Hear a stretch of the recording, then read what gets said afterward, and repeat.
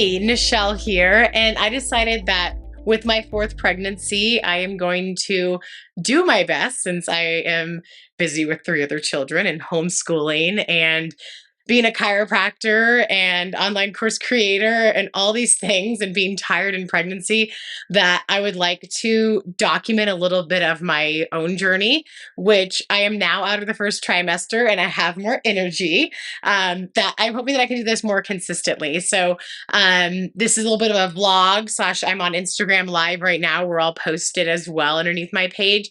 And so this intention is just to give you an idea and insight as to what pregnancy can look like during the different stages and what it's looking like for me, because everyone's journey is going to look so different. So I'm going to start going into second trimester in my next vlog, but I'm going to be focusing on what just happened in first trimester because this is my fourth time and my goodness, like it still comes as a shock as to how exhausted I am. And I feel like most people feel at least that exhaustion symptom. So a lot of people may not feel nausea. Yay, lucky them.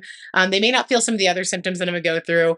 But most people do feel that just extreme fatigue, just like what? I just got hit by a bus. I'm so tired. So let's start off with first trimester in that the first 2 weeks of, in quotes, pregnancy, you're not actually pregnant, right? That is your first part of your cycle before ovulation when you get pregnant, but it counts on and tacks onto your overall time, if you will.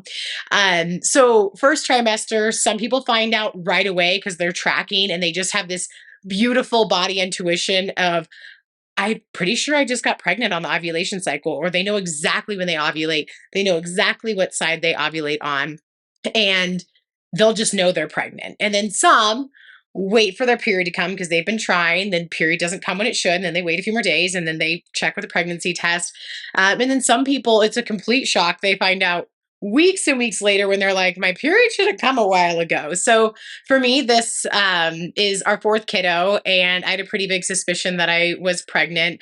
I did have an intuition because I was tracking my cycles as to which side I ovulated on and the sensation that I felt, along with if you track your cycle, which I highly encourage at some point doing, because it's really empowering to know when you ovulate, and you can check that in a lot of different ways. So there's a book called The Fifth Vital Sign. I'm spacing on the author's name. I think it's Lisa somebody. I can put it in the comments later, which is a phenomenal book. I think every female and even male should read it because it goes through all of the things about your cycle. And the fifth vital sign is essentially that your cycle, your period, your whole like 28 to 35 days tells you a lot. If it's too long, too short, you're bleeding heavy, bleeding light, tells you a lot about it. But it also goes into how to track your cycle and know where you're at. And there's also another book called Taking Charge of Your Fertility. That's also really great. Same kind of page with that information. So you can check your cervical fluid. You can check your cervix position. You can check your cervix, how soft it is, how hard it is, open or closed. There's all these things you can check. Of course, you will have heard about checking temperature. Temperature is interesting because it gives you an idea if you're tracking multiple cycles as to when you ovulated, but it's information after. So it's not really the only thing you should rely on until you're getting consistent cycles. And there's so many fertility like classes out there that you could take and do and learn. One of my best friends, she was in chiropractic school with me. Her name's Dr. Deb Marin. She has a course that teaches like patients or even, anybody, laymen who want to learn about their cycle to learn more about this. So she's a great resource. Her Instagram handle is Coronado Chiropractor, where you can learn more about that fertility information. There's a great Instagram handle called, I think it's Fertility Friday. And so there's just a lot of resources where you can be empowered to know your own body. And so if it grosses anybody out to hear cervical fluid, you should really question yourself, like, why does that gross you out? Because it tells you quite a bit about what's going on. And I truly believe that if more women were aware of this, then they would be able to not get pregnant, or it would really help them be able to get pregnant. And taking charge of your fertility and the fifth vital sign really helps with that. So first off, like I said, people are going to find out different points in time when they're pregnant. So I had some suspicions about a couple days after I missed my period and kind of sat on it and just really before I talked to my partner was like, okay, how do I feel about this? Because I need to process this before I ask somebody else to process this, right? So found pretty sure that I was pregnant. So I mentioned to my husband Antonio, like, hey, I think this is what's going on. I think that I'm pregnant again. To which I did want a fourth kiddo. So this is not a bad thing in any way, shape, or form. I did want four kids. But it was like, whoa, okay, this like might actually be happening. And wow, this is a lot because we had just moved into our new house and just a lot going on with the property. And so that can be a lot of shock to some people. Is like finding out. It can be a shock in a oh crap way, and it can be a shock in like a yay way. But either way, it's a lot to process. So some people will process it first, tell their partner. Maybe they've taken a test. I processed it, then said I think we need to take a test. Then took a test, and we looked at it together and was like, okay, guess we're doing this. And then there comes the next thing of like, okay, so maybe you find out and you're 4 weeks pregnant. So you are right around the time your period is missed and you're about 4 weeks at that point because you have the 2 weeks prior to ovulation, and then you have your 2 weeks that you're pregnant before your missed period. So people are finding out between 4 and 6 weeks commonly, and that's usually a zone where most people aren't feeling sick yet. They're not having a lot of the symptoms. Some people will, but there's not a ton of breast tenderness quite yet. There's not the nausea quite yet. They're in this like in between spot. So you're thinking now, okay, find out I'm 4 weeks. When do I announce? And so a lot of people hear the I'm going to announce at 12 weeks or 13 weeks when I am into my second trimester. Placenta is well formed. A lot of the chromosomal issues and common issues with miscarriage will have happened before then, not always, but will happen before then. And so then it's a safe time to tell people. Well, for some, like 12 to 13 weeks is a long time to sit on a secret if you feel like it's a secret and it's not anybody's news but yours. But for me, I don't like sitting on that. I'm like, I have patients I'm chat with every day.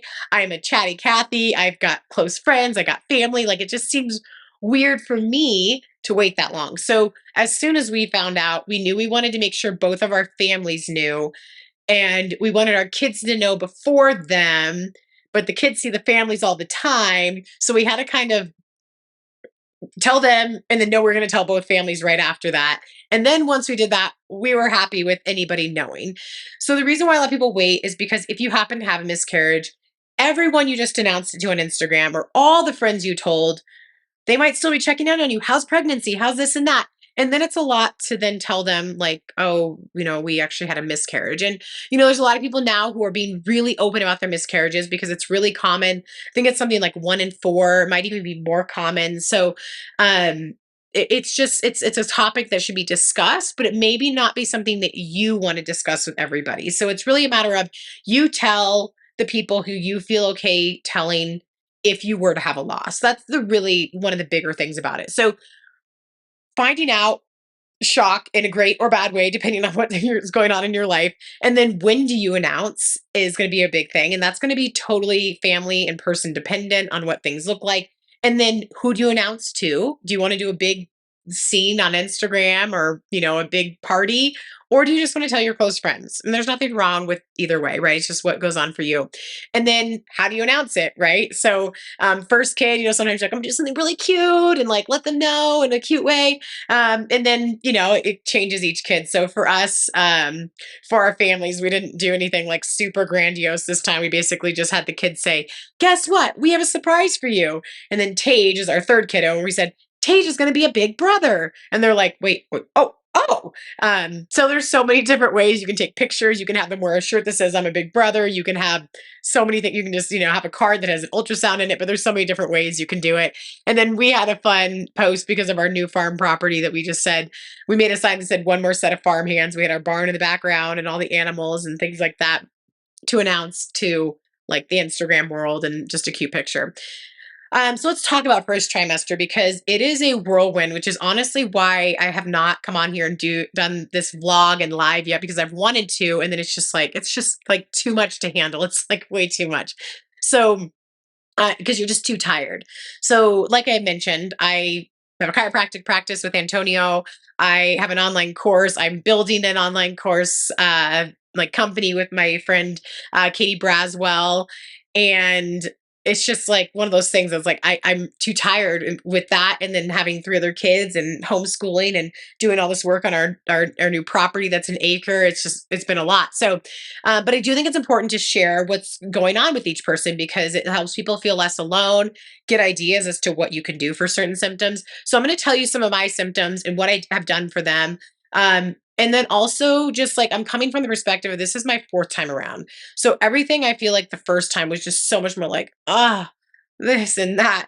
And I know like when things are going to end for me and I know how things go. And so none of this is a shock for me. I don't have the nuance of it being the first time I'm becoming a mom on top of all these other things. So the first symptom, like I mentioned, is being tired. And so, one thing that I was able to really let go of with subsequent pregnancies after my first is just being okay with taking naps and being okay with going to bed at 7 p.m. or 8 p.m. and just not feeling bad about it now. I do, just if anyone knows me, love being productive and efficient and just getting stuff done. And that is the part that I've had to like dig deep and be like, it is okay. It's okay. So being tired, letting myself take those naps because I know it'll go away. But each time I forget how stinking exhausting it is, how tired it is in first trimester. Another big symptom is starting to have breasts that are like getting fuller again. So I was breastfeeding the whole time. So my 2.5-year-old is still breastfeeding. Symptoms have been fine until actually the past 2 weeks, which is the start of my second trimester, which is showing me there's a hormone shift. And then it's been a little uncomfortable, but he's still getting milk. I'm still nursing him because he wants it morning and night, sometimes around nap time. I'm happy to answer any tandem nursing questions, pregnancy nursing questions, because there's a lot that comes along. And I've now nursed through, this will be my third pregnancy I've nursed through. So I'm happy to share that. I've had a 2-year-old on one breast and a newborn on the other. I don't know what it'll look like this time. Each journey is different, but I've basically breastfed for 7 years. So it's interesting because breast size goes down over the course of time. Breasts start kind of sagging a little bit. They're no longer full. And then suddenly they're like full and lifted again, which is interesting to see again. And then they're starting to be tender as well. So that's a symptom. Nausea and vomiting. So luckily this time I've only thrown up a couple times and it does actually end up making me feel a little bit better, but it sucks. Like no one wants to throw up. And the nausea is just a bummer because it's just like you want to enjoy food. No food sounds good. Like you know you need to eat something. And this time I had like some really bad like stomach cramping, where I was like, I want to eat, but it hurts and it's like cramping. And it was not just nausea. So that was really uncomfortable. But different this time is that I had nausea from about 6, 7 weeks until 11 weeks with only intermittent days of nausea. And I can't figure out why, because the other 3 pregnancies, I was sick until about 18 weeks, throwing up a lot. And I do have a suspicion that because I've gone a different route this time with my supplementation for pregnancy, I've actually chosen not to do a prenatal, which sometimes I'll still recommend for patients because that's easier for them. But I've gone more of like the whole foods route and done like beef liver, cod liver oil, and ionic magnesium, really focused on making sure I'm eating eggs every day, really tuning into those types of foods. I think might have been what's helped my nausea. I also have been really conscious of making sure I'm eating consistent meals to keep my glucose balanced and making sure I'm eating a good amount of protein. So I think that even though I knew some of this stuff before, I did some slightly different ways of doing it. And that's the only thing I can figure that is making that different for me. Or it's just a different baby and it likes me more. I don't know. One thing that's frustrating that I've found is that like food is all over the place. So I eat really healthy in my everyday life, and I'm eating things like salads for lunch and definitely eggs every morning and like amazing veggies at night. And it's like, do not give me a salad during first trimester. I probably don't want very many veggies. I'm going to try to eat them, but like, ugh, like they're not going to digest and be great. I want carbs and I want like I don't want to say shitty food because I don't like to call food bad or good, but like I wanted French fries this time. And in the past, I've wanted like sub sandwiches or pizza. And I'm not saying those things are bad, but it's like all I want type thing. And it's the only thing that'll get my stomach to settle. Like, why would like fast food French fries be the only thing that makes my stomach not feel nauseous, but like a beautiful meal would not? It's just, it blows my mind every single time. So for me, I have to let go of that and be like, it is fine. First trimester, I'm not trying to be a hero here. This is just when I need to accept that I ate really well prior to pregnancy.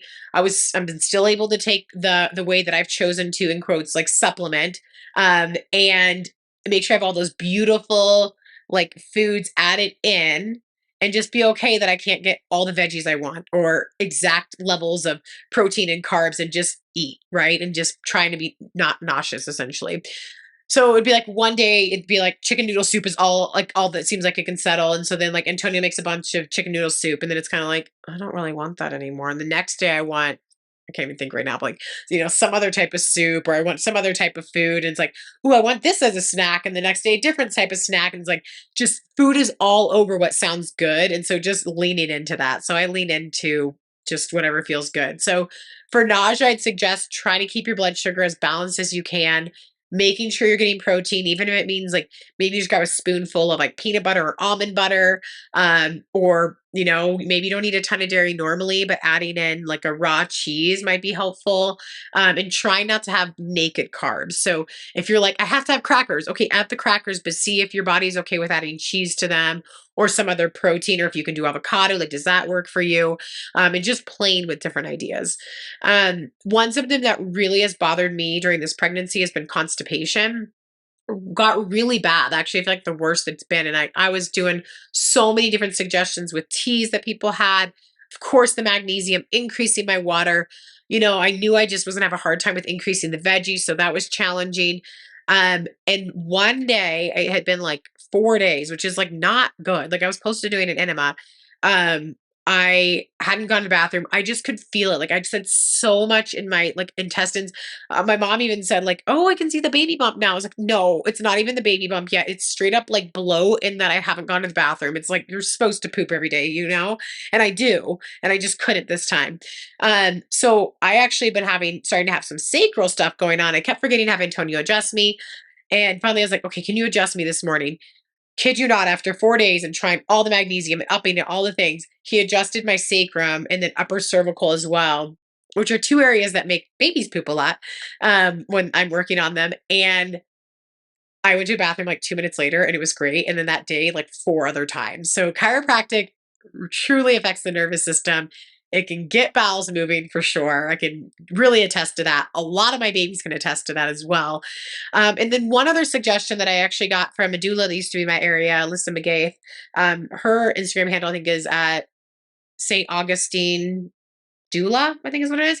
But she suggested a couple different teas to me. And then she also suggested eat raisins throughout the day. So I've been eating raisins throughout the day because we had them anyways. And I actually think that with chiropractic has been really helpful for my body because I haven't increased my magnesium, but it could also be a hormonal shift because now I'm in second trimester. So that is a suggestion that I would have never thought of before because you hear like prune juice and things like that. But I've just been chewing, not a ton, but a little raisins throughout the day. And that seems to be helpful. And it's like a lot of times I'm like, why do I want like gummy bears during pregnancy? I want something sugary and gummy bears, but the raisins have like made me not feel the need for that.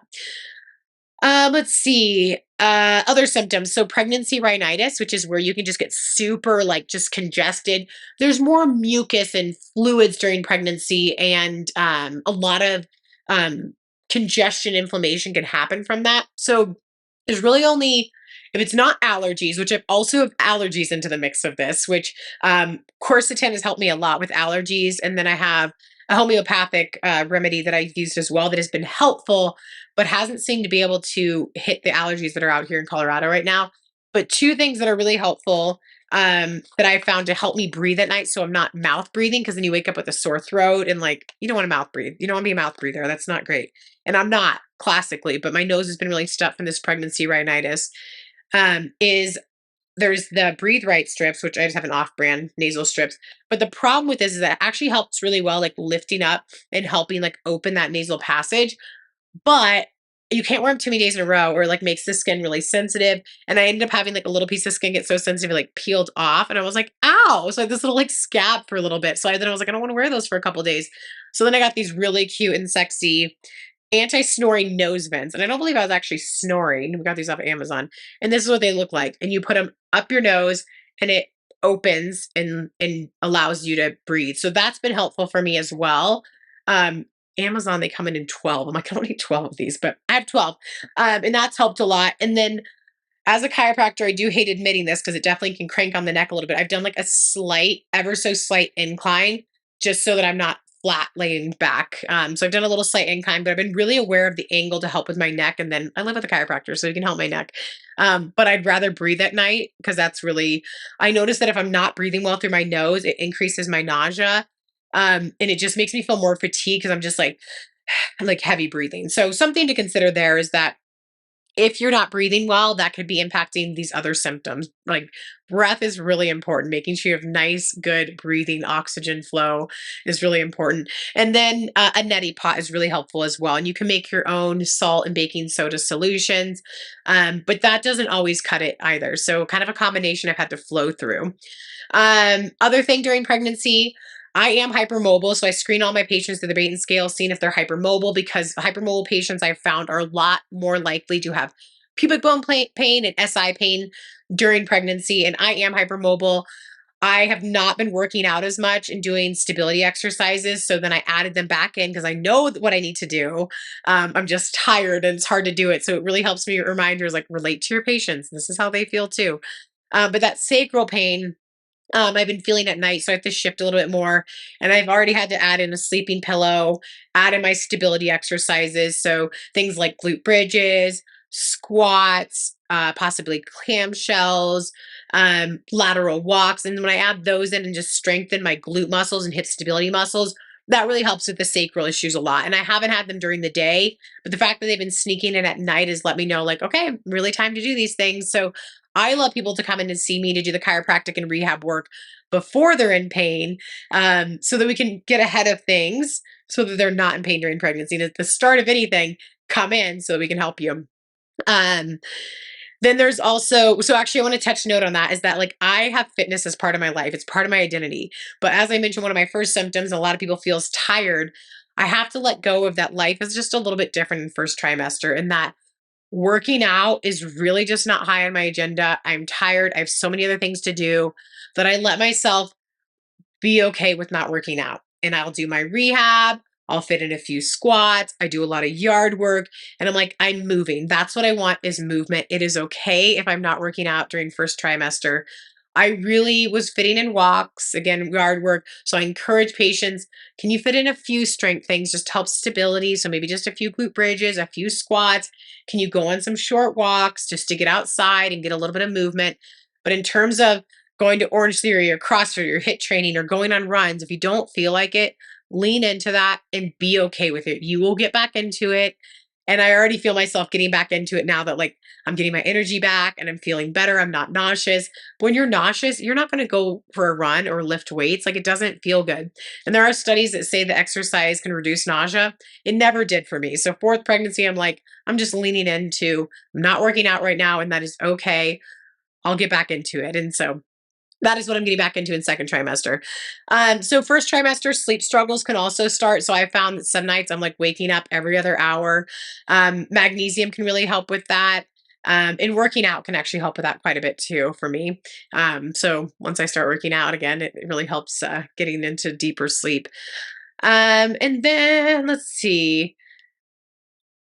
Oh, the last thing I want to mention, and then I'll stop here, is that one of the hardest parts for first trimester for me is not feeling like I'm being productive, which I'd mentioned already. And that's really hard for me within the family because it's like, I don't want to cook meals because I'm nauseous and I'm tired. And I was like making bread all the time. I didn't want to do that for the family. It's like, oh, going out and helping with the chickens and ducks, like, no thanks. Like, I'm too tired. And helping get the kids to bed, I'm too tired and don't feel good. And just like not contributing the way that I want to contribute doesn't feel good for me. And then in my businesses, it's tough to just be like, not like, I'm gonna go to bed. I'm like, I have emails to send out. I have notes to do. I have all these things to do to get going on another online course that I'm doing. It's like, just can't. And then I could feel my energy ramp back up around like 13 weeks where I'm like, yes, get this done, get that done. So I knew it would be temporary, but in first trimester, if you are not feeling productive or efficient or feeling like, man, like your partner's having to carry so much of the load because you don't want to cook and you don't want to like help the kids get to bed or whatever it is, like it's okay. It won't last forever.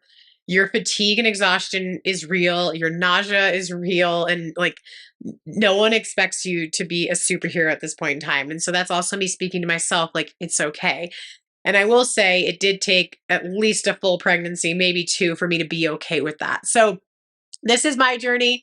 I added in just extra stuff to it, but those are some of the main symptoms that I've had. Bloating's another one. So a lot of us will feel like super flat stomach in the morning. At night, you're like, am I 8 months pregnant? What's going on? So bloat's really normal. It can be uncomfortable. I spent a lot of time because of the constipation and bloat in first trimester, already starting to add belly oil. So I really like Wish Gardens belly oil. I have this in the office. And so I just rub this on at night. I rub into my muscles. I note where my uterus is. So, by 10, 12 weeks, it's reached past the pubic bone. So then I start feeling for it. It's a little hard. And then I kind of watch and observe and feel it grow up and just feel that, like, I'm like, this feels hard. Oh, that's like my uterus, and feel those shifts and changes in my belly. And it's a really great way to connect before the baby's moving. And then just starting early with the oils and nourishing that skin that's going to go through a lot. And then I'm just in the habit of, I've just massaged my belly at night, and I do that every night during pregnancy. And it feels great. And it's really helpful to keep your abdominal wall muscles just like loose and pliable and not like super tight and tense. And I did a lot of wheelbarrow, like dig like bunch of dirt into the wheelbarrow and like lifted it and moved it over here and did a ton of loads. And I noticed I started to have like a trigger point in my abdominal wall. And so I don't want that trigger point to get worse and worse, and it's an extreme pain as things start like expanding. So it's like I grabbed this oil and then I got all over my belly and was digging in and working on that. So just a few things for first trimester. Next time I do a live and a vlog, I'm going to come on and talk more specifically about what I'm doing each week or every other week and dive into the movement I'm doing, symptoms I have. The rest of them will be shorter, but this has been like encompassing all of first trimester for myself, letting you feel like you can give yourself some forgiveness if you're not doing a lot right now. And if you have any questions, just reach out to me because I'm happy to answer those pregnancy questions. All right, bye you guys.